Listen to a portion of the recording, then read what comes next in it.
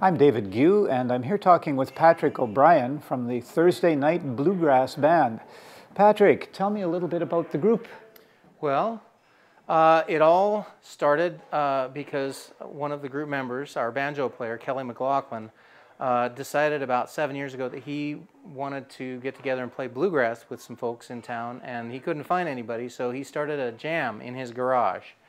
And the Thursday Night Bluegrass Jam has just slowly grown over the 7 years. So we have anywhere from about 4 to 8 or 9 people come out any given Thursday just to play bluegrass music, and also some of the songs we play are not bluegrass, but the whole idea is that you know, we start with the bluegrass, and if we want to branch out, then we can do that. But Kelly really wanted to, you know, build a bluegrass community in Medicine Hat and see who all was out there to play with, and he's done a great job with that. Great job. It's a hoot.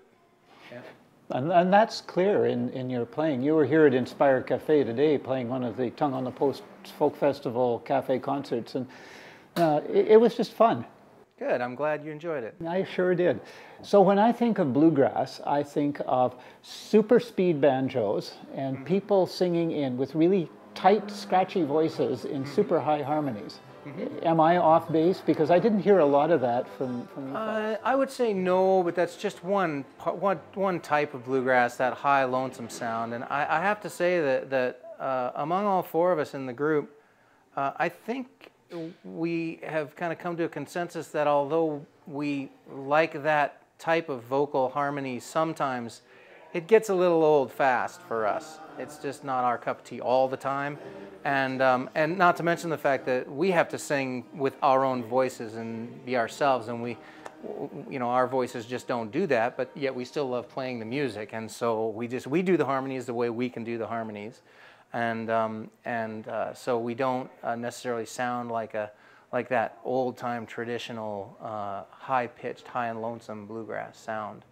In addition to the fact that we throw in songs that are not part of the bluegrass repertoire. Rock me, mama, like a wagon wheel. Rock me, mama, any way you feel. Hey, mama, rock me. Yeah, you were doing quite a bit of gospel music there, and some very traditional types of songs. How do you decide?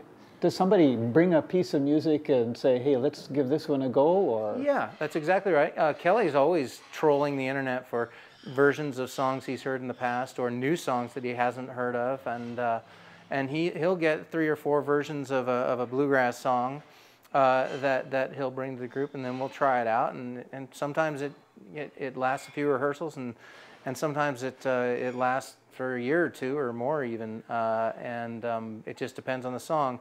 I think Kelly probably tends to bring more strictly bluegrass songs to the group, and Bruce and I, and sometimes Doug, our bass player, we will bring some bluegrass songs that we've heard because we do enjoy the genre, but also we have more of a folk background, and even I have more of a rock and roll background, so I'll bring stuff like a Beatles song. We'll do a Beatles song, and you know, so it does depend on who's, you know, what the source of the song is. But yeah, just bring it in and see what happens and see if we like it.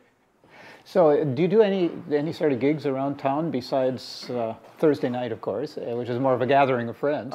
Yeah, we do actually. We just started playing together.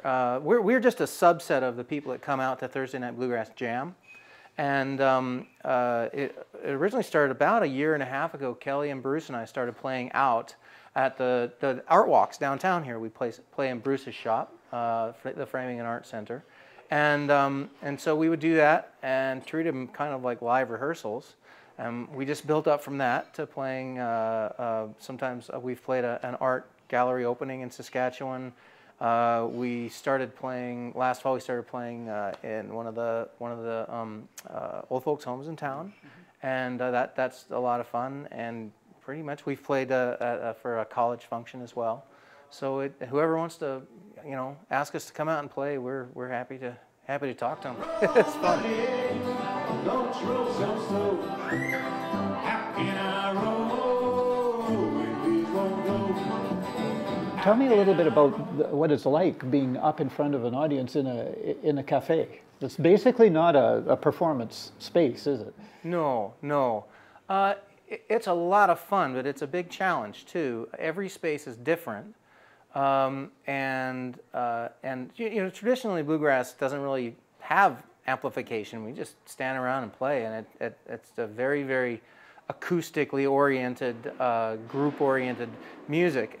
However, in order to play a place like Inspire or any cafe setting or any sizable room, we have to have electricity, and so that's part of the challenge. Is just, you know, like any band, it's a challenge to set up your PA, make it sound as good as you can for the space that you're in, yeah, but it's fun. The main thing is that it's just fun to get up in front of people and play. But despite all the nerves and everything we all have going into it, you know, it's just fun to play for people and have people enjoy the music. And I just have a lot of fun. And I know everybody else in the group has fun too.